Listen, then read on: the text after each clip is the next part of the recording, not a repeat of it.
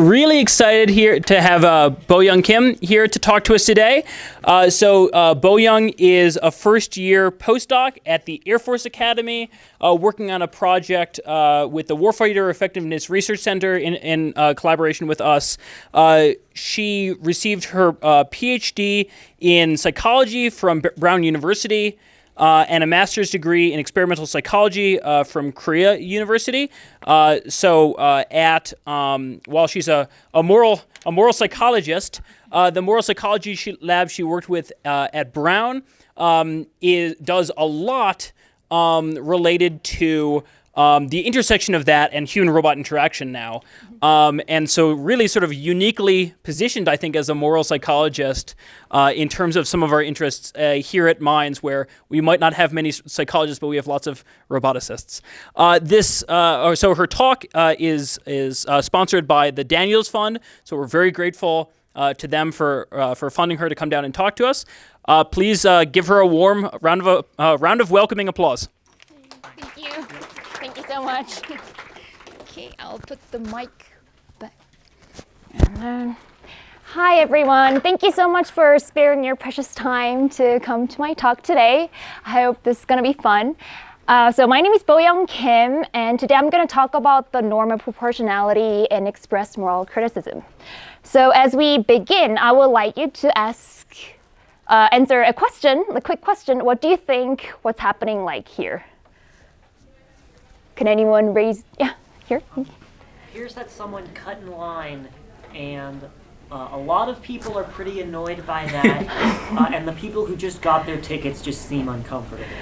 That's perfect, thank you so much. So obviously this person in this picture is cutting a line, and you detect it really accurately. So this is like a simple example of norm violation.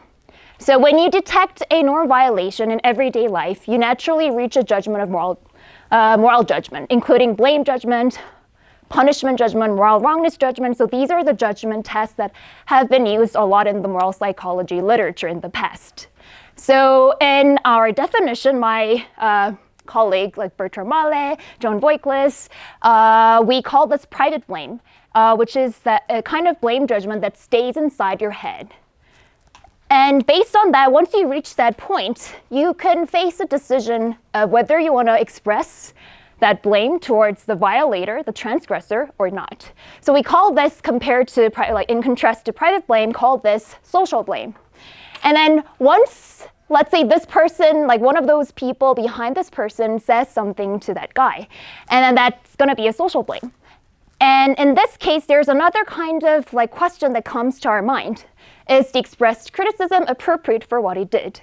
So we continuously kind of modulate the intensity and the way how we address violations when we detect those things in our life. So this is the main research question of this project. So what are the norms of expressing moral criticism? And there could be, of course, so many different kinds of norms that we can explore, which is awesome because a lot of research has been mainly focused on how people reach the judgment of private blame.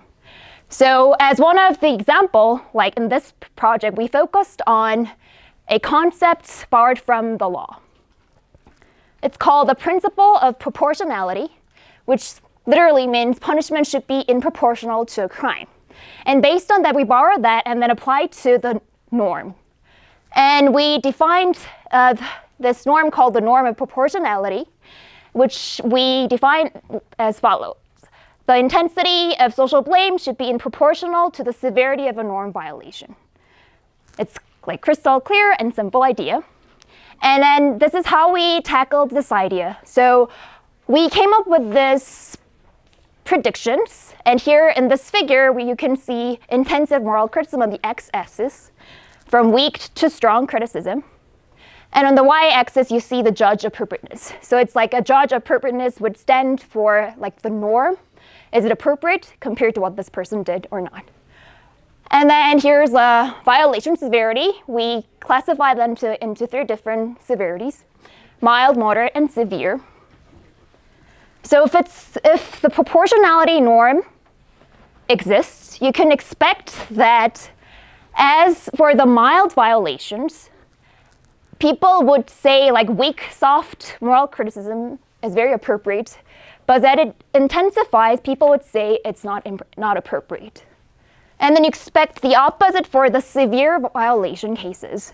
So weak criticism won't work for severe violations, but strong one should work. So how exactly do you quantify either the intensity of moral criticism or apply a precise percentage value to how appropriate it is in order to create this chart? Exactly. Yeah, that's a good question. So I will explain to you in this project how these people who worked on this project defined the intensity of moral criticism as well as the severity of violations. We did a bunch of pre-tests to make sure we have control over those variables, but I will walk you through that, how we did that, okay? And let me know if you have further questions afterwards. Okay, and for the moderate, so here, the norm of proportionality would have two defining characteristics. That's what we thought.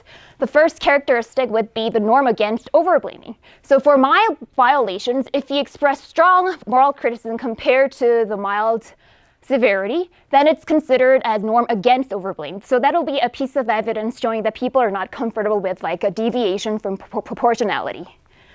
And the opposite case would be the norm against underblaming. For severe violations, expressing soft criticism only would be considered as underblaming. And if people say like, no, that's not appropriate, then it would indicate that people have the proportionality norm. And for the moderate violations, we would of course expect that the moderately intense criticism would be the best fitting response. So here's a review of methods. So in all the studies, we asked M-Turkers, third-party observers, to read about someone's violating behaviors that range from very mild violation to extremely severe violations. I'll give you some example stimuli we used for this project.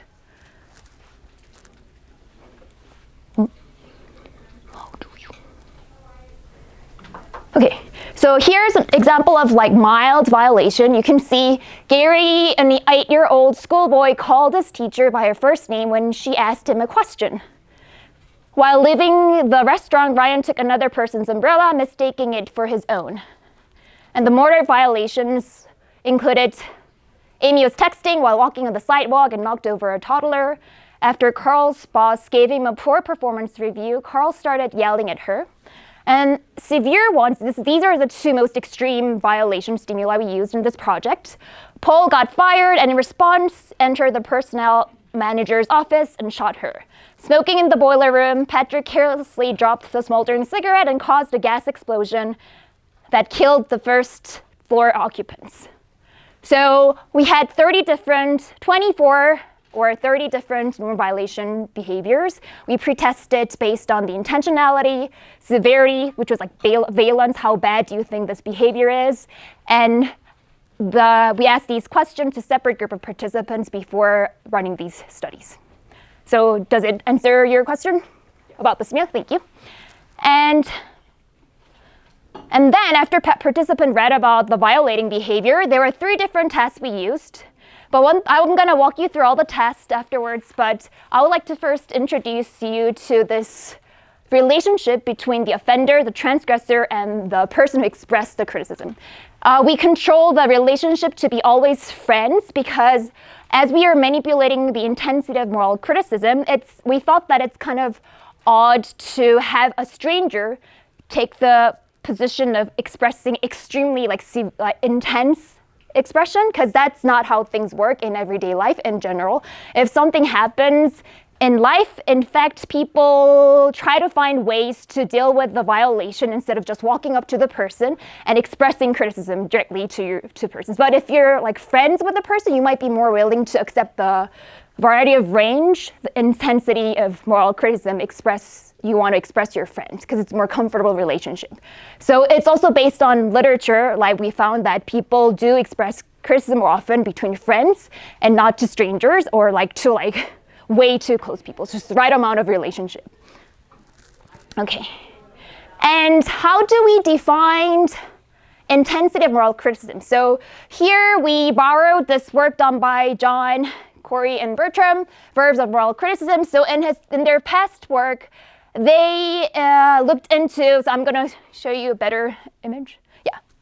Yeah, so because that's a screen capture from their paper. So here you can see they asked a group of participants to rate each blame-related verbs in terms of the intensity of criticism, and also in terms of whether this, if someone expresses this kind of criticism to another person, do you think this verb would imply that the criticism was directly expressed towards the transgressor, second person, versus third party? So I talked to another friend and they're like, hey, like Bo-young did that today, and then she was weird, that's the third party. So if it's like closer to the number one, then it means that it's more direct criticism, expressed directly towards the offender. So we chose verbs that would be useful for this project from that study. And then also we pre-tested and post-tested on the intensity of these verbs specifically for these projects to make sure that we selected a good range of like varying intensity of criticism verbs. So study 1. So the task was that people read about someone's violating behavior, and then always like when this is an offender here, when Frank's friend heard about this, he scolded Frank for strangling the kidnapped child. And the first 2 studies, we asked the participants to judge this, like how appropriate does the friend's response seem to you? From not at all appropriate to